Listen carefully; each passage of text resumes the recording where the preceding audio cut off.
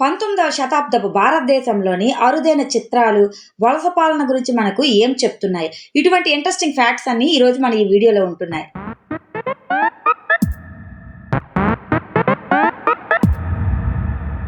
ఈ ఫోటో ప్రత్యేకత ఏమిటనుకుంటున్నారా? భారతదేశంలో 1903వ సంవత్సరంలో కత్తి మరియు స్పైక్ షీల్డ్స్తో కవచాన్ని ధరించిన భారతీయ రాష్ట్ర ఉరిశిక్షకుని ఫోటో ఇది. 19వ శతాబ్దపు భారతదేశంలోని ఈ అరుదైన చిత్రాలు వలస పాలన గురించి మనకు ఏం చెప్తున్నాయి?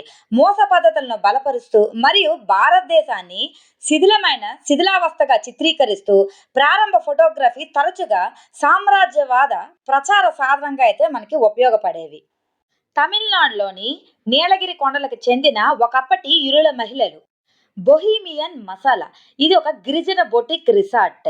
ఈ రిసార్ట్ హమ్మోక్స్ మరియు లాన్స్ ఏరియాతో విశాలమైన అందమైన